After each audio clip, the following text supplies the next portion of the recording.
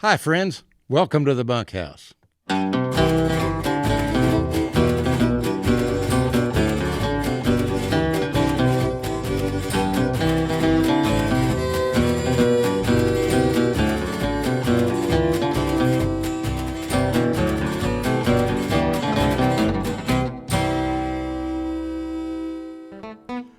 Howdy, friends. Thanks for joining us here in the Bunkhouse. We got a great show lined up for you today. We'll be back in a little bit with our guest, Boots O'Neil. Boots is a cowboy storyteller deluxe. And out at the wagon, Bill and Cliff are cooking a breakfast for 20. You won't believe it. Stay with us and go along for the ride. We'll be right back.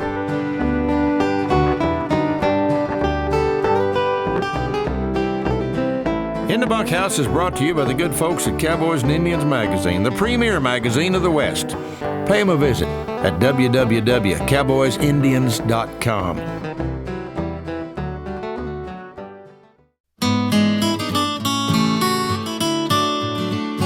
I am so proud to introduce you to my good friend Boots O'Neil. Boots is a great storyteller, one of the best cowboys the world has ever known, and I'm like everybody else. If I could do in a week what Boots does in 1 hour, I could consider myself a cowboy, and I'm so proud that you're here, Boots. Glad to be here. Glad you joined us in the Bunkhouse. Appreciate it. We've told stories, you told me stories before about the early days on the JAs, and there's one thing that I really was impressed about, and I think will impress other folks, is how you handled the horses.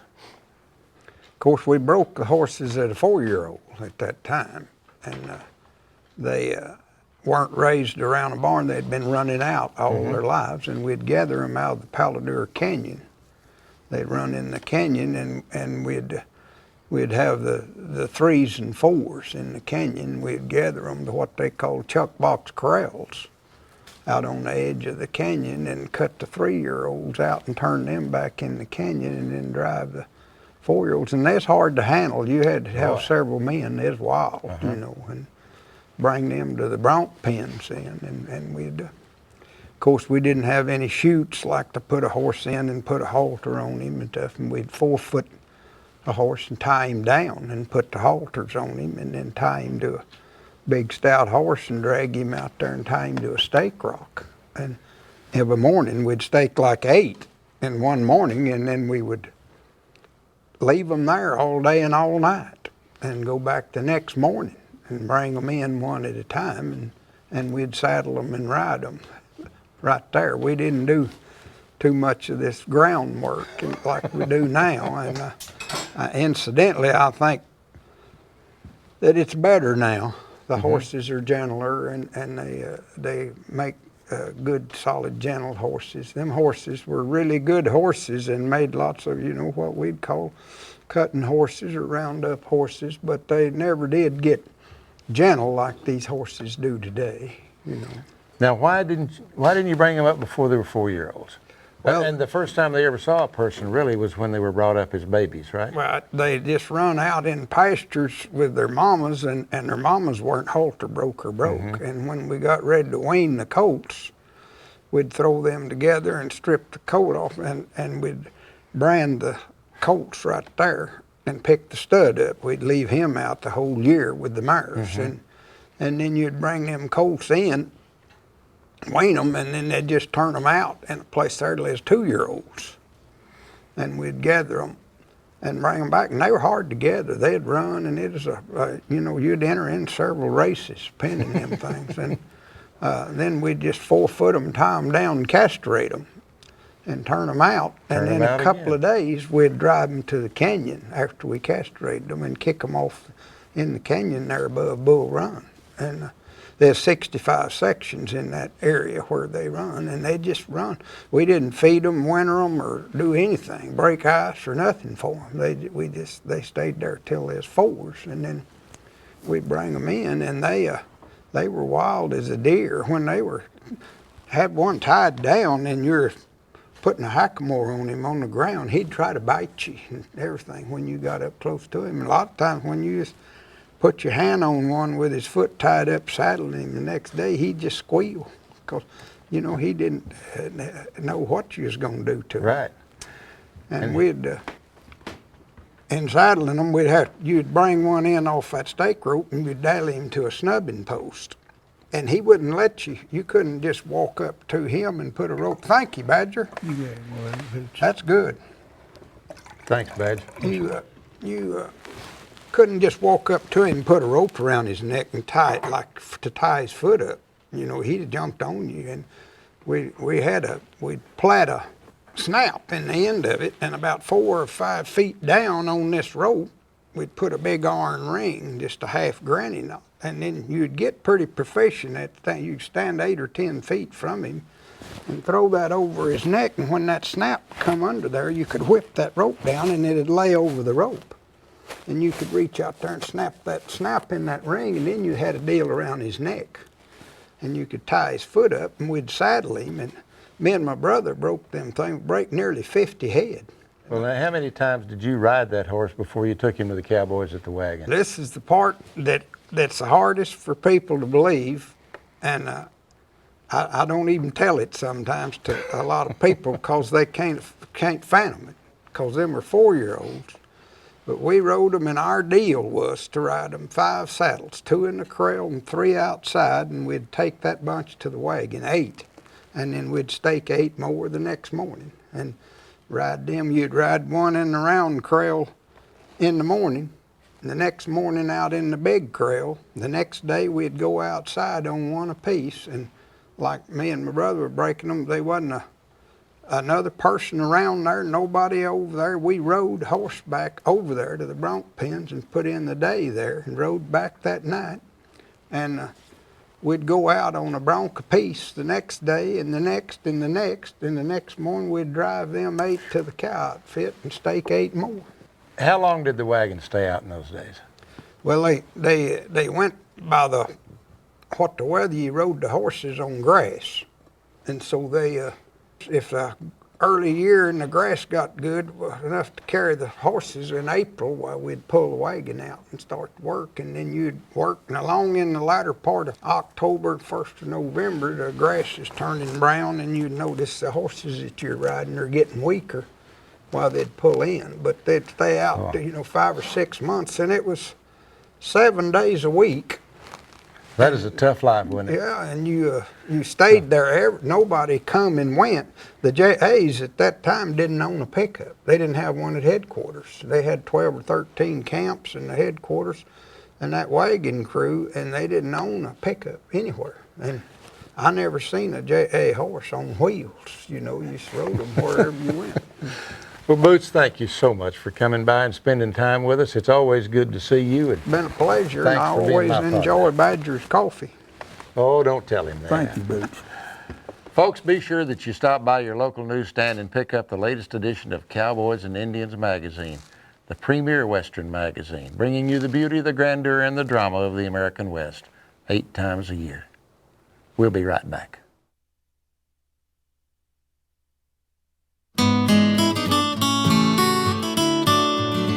I don't know my way around the kitchen very well, so even the thought of cooking for 1 or 2 people kind of makes me nervous. But Bill and Clifford are fixing breakfast for 20, and they can handle it. What's this? Gentlemen, morning, Red. Are you fixing that breakfast for 20? We're going to try. Boy, I'm glad, because I remember how good it was. Well, tell us a little bit about what you're doing here.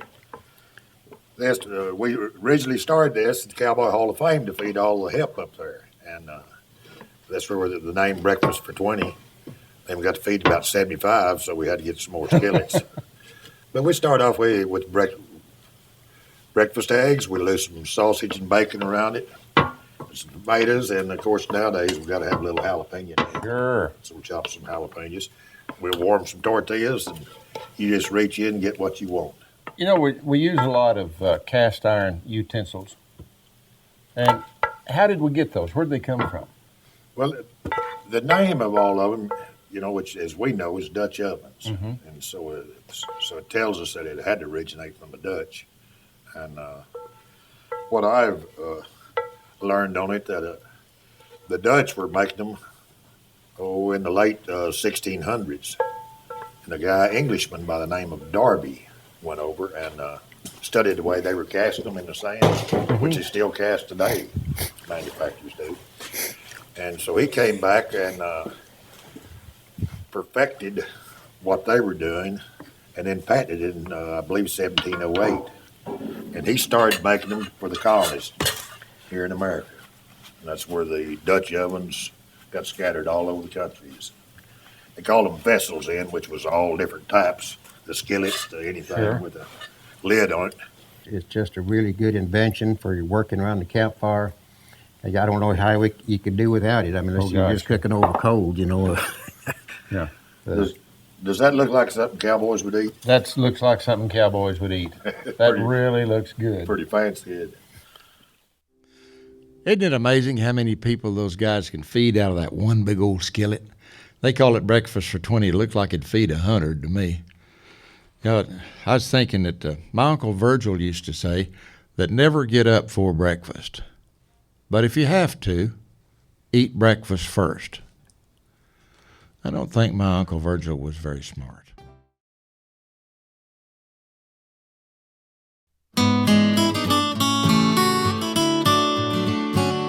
I'd like to read you a poem that was written by Henry Herbert Nibbs, probably about 1915 to 1925. That's when he published the most of his works.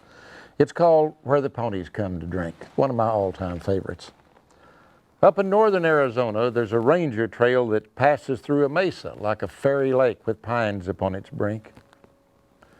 And across the trail, a stream runs all but hidden by the grasses till it finds an emerald hollow where the ponies come to drink.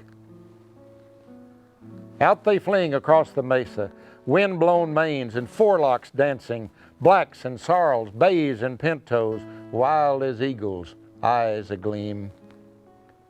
And from their hooves the silver flashes, burning beads and arrows glancing through the bunch grass and the grama as they cross the little stream.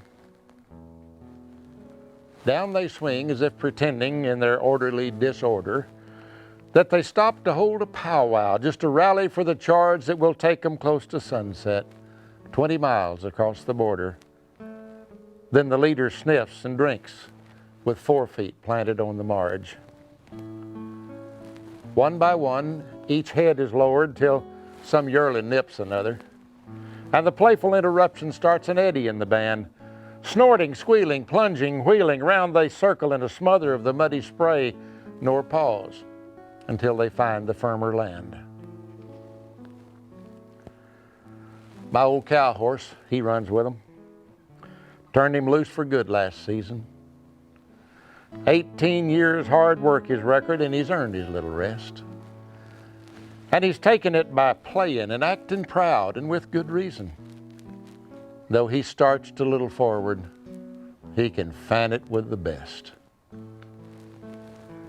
Once I called him, almost caught him. Then he heard my spur chains jingle, and he eyed me some reproachful, as if making up his mind, seemed to say, well, if I have to. But you know I'm living single.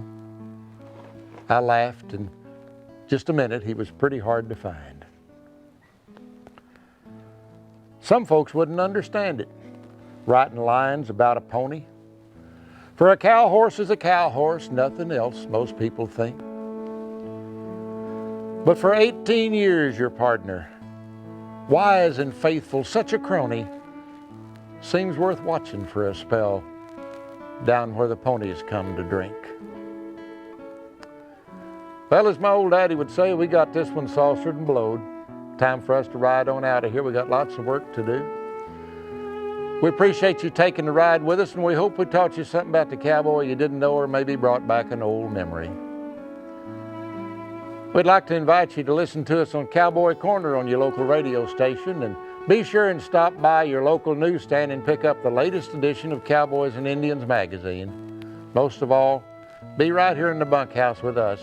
Same time, same station next week. On behalf of myself and old Jake and old Dan and Leon and Badger, y'all be careful. Adios, my friends.